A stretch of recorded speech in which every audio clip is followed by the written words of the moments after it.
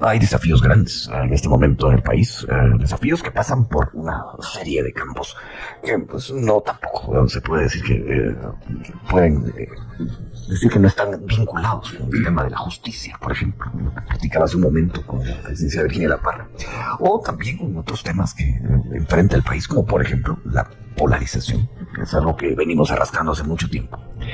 Y hay casos de impacto, hay casos que están en este momento, digamos, haciendo noticia, que de algún modo generan eso. Por ejemplo, polarización. Vamos a platicar un poco de ahí y de eso, mejor dicho. Y, por ejemplo, ahí ha sido noticia, por ejemplo, el tema del Tribunal Supremo Electoral, quienes quieren que se integre inmediatamente. Hay, después de una licencia, los magistrados que están fuera del país se van a quedar de vacaciones unos días más. Hay gente que está viendo esto con malos ojos, otros que lo ven como normal en la situación que se está viviendo en Guatemala. Pero, ¿cuánto tiempo deberían de tener las Cortes para resolver y terminar con ciertos casos que podrían de alguna manera aliviar la polarización? Es lo que algunos creen.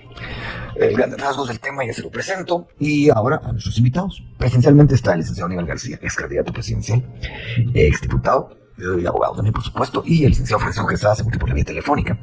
Él es parte del Centro de Investigaciones Económicas Nacionales 100, es investigador, es catedrático y también es el actual presidente de SEDECO. Ambos, gracias por estar acá. Empiezo por el licenciado Aníbal García. Estamos empezando el año, licenciado, y yo di un grandes rasgos de temas que son transversales para un país como el nuestro. Pero tomando en cuenta que si todo sale como, digamos, está programado, habrá un cambio de gobierno el 14 de enero. El tema de la polarización. ¿Qué podrían hacer, digamos, los operadores de justicia, los magistrados que tienen a su cargo casos de alto impacto o de impacto, como para poder ir dando una idea clara de lo que está ocurriendo en el país y aclarar panorama? Pregunta muy larga para un periodista, pero es para dar contexto también. Así que, buenos días. Buenos días. Feliz 24, por supuesto. Muchas gracias, muy amable. Buenos días, Felipe. Buenos días al licenciado Quesada. Buenos días a la audiencia.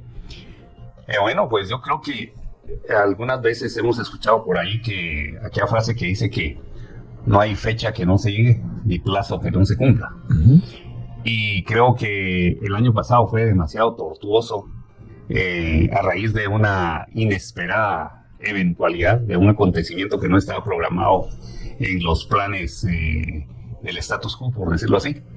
Y esto hizo que la llegada de un proyecto político que no estaba en los planes, porque así hay que sostenerlo, y que representa una alternativa, una posibilidad de cambio, una posibilidad de transformación del país en la línea en que deberíamos de estar, hizo que el 2023 fuese un año atípico, totalmente atípico.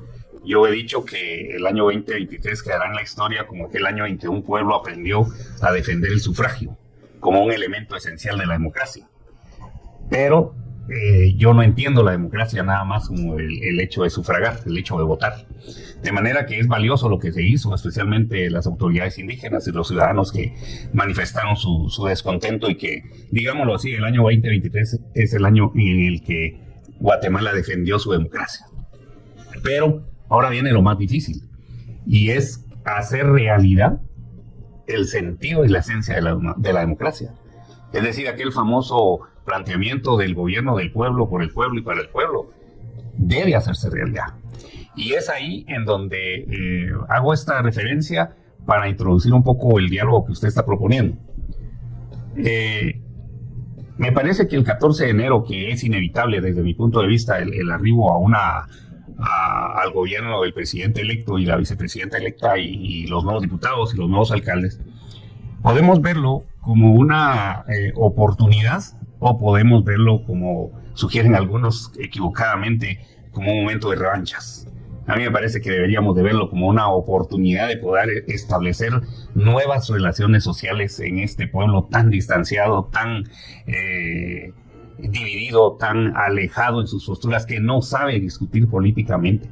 Un pueblo en donde nos negamos al diálogo, y eso dependerá mucho de la dinámica que el nuevo gobierno le imprima a su administración.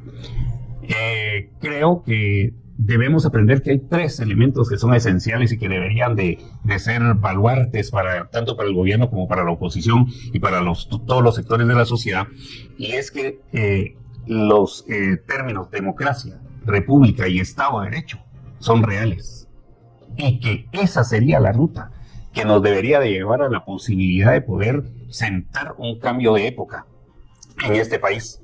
De manera que, en relación a su pregunta, ¿qué papel le corresponde al Ministerio Público, a las Cortes, a la Contraloría, a Corte de Constitucionalidad? No me cabe ninguna duda de que lo que les corresponde es apegarse al Estado de Derecho, a los fines constitucionales y a consolidar las bases republicanas en este país.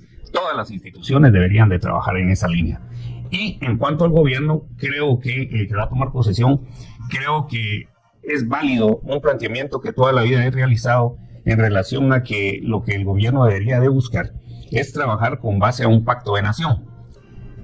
No he escuchado esa propuesta en este momento. No la he, si la han dicho, o por lo menos yo no la he escuchado, pero me parece que es un método que necesitamos justamente para consolidar la democracia, para hacer realidad la democracia.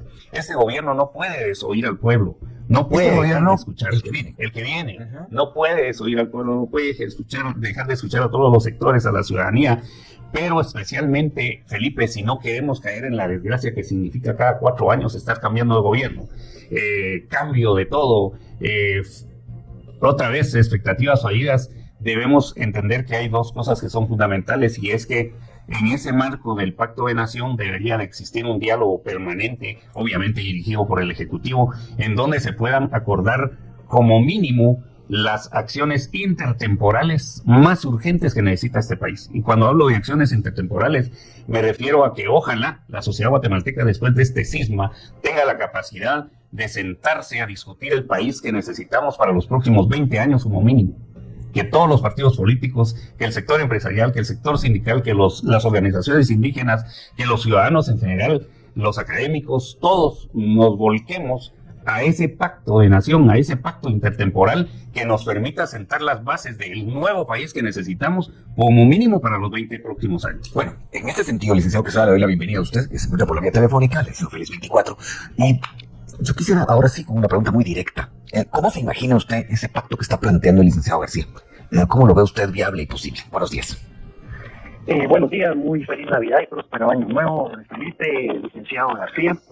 Pues en lo que tenemos aquí, antes de avanzar, lo que tenemos es que recuperarnos, porque el sistema republicano, que es el que preserva ese equilibrio, que es el que preserva que ninguna institución esté sobre otra, que no haya esa arbitrariedad que hemos venido viviendo de décadas, pues el sistema no va a ser viable si no empieza a existir ese balance real. Es sabia la Constitución es muy avanzada, la Constitución tiene grandes principios, lastimosamente han sido desatendidos y lastimosamente se han encontrado recovecos para empezar a doblegar un poder sobre otro, y el tema de pesos y contrapesos pues empezar a relativizarse. Entonces aquí lo que tuvimos después de este proceso eleccionario, que fue un proceso bastante convulso, como son todos los procesos eleccionarios, no solo de Guatemala, sino que vayamos a Estados Unidos, que todavía siguen en disputa de la última elección, para poner un ejemplo, al final las instituciones fueron respondiendo, pero al final lo que nos fue dando esa radiografía es que cuando alteramos el sistema republicano, tarde o temprano nos pasa una factura muy grande. Y aquí lo que teníamos era una falta de fe en la justicia, y por eso peyorativamente se hablaba de la judicialización de la política, pero eso venía, por poner solo un ejemplo, de que se había roto la alternancia de las cortes, producto de la imposición soberana de una corte de constitucionalidad, concretamente la séptima magistratura, que violentó la Constitución para satisfacer sus propios intereses. Y después, en armonía con el Congreso, lo que hicieron es doblegar a las cortes. Y después, entonces, ya no teníamos fe en ellas porque se había roto el balance. Finalmente, pues se recupera ese capítulo, aunque hay una elección pues ya en los últimos meses, pero por lo menos empezamos a ver ya luz al final del túnel, y así tenemos que ir haciendo el tema. Tenemos que ir construyendo y tenemos que recuperar ese balance. Entonces, ahora lo que tenemos que hacer es consecuente con ello. No tenemos que decir que se vaya no sé quién porque no nos gusta, porque está contrario a nosotros, porque es arbitrario, porque es prepotente, porque es antidemocrático, etcétera, todos esos calificativos. Y estoy refiriéndome a esas palabras que ha dicho el presidente de que quieren anular el Ministerio Público para que no se le investigue a él, y a su partido. Porque ahí es donde se empieza a perder el balance. Si el Ministerio Público ha tenido ese alcance, por ejemplo, ¿es por qué? Porque el organismo judicial ha ido de la mano. No ha habido ese equilibrio. no ha habido esa manera de compensar. Entonces, por eso, cuando todas las cosas estén en su lugar, y eso es lo que tenemos que recuperar, esos valores constitucionales, ahí sí vamos a empezar a vivir en un sistema que va a permitir empezar a ver metas comunes. Pero en este sistema todavía alterado, en este sistema que en esta elección ofreció romper la alternancia en el poder, como digo, por la concentración de poderes que había, pues hay que empezar nuevamente a recuperarlos, pero no bajo la óptica de poner a la fiscal o el fiscal que me conviene, la óptica de alinear a los diputados porque yo soy el bien y ellos son el mal, y empezarlos a chantajear y presionar, sino que aquí el presidente de la República, cumpliendo con su rol, tiene que empezar a ser el presidente de la unidad nacional. Y la unidad nacional es que nos tiene que representar a todos, a los que votaron por él, a los que no votaron por él, a los que se opusieron a que llegara al poder, a los que ejercen poderes opuestos a él. Él tiene que ser el representante de la unidad nacional.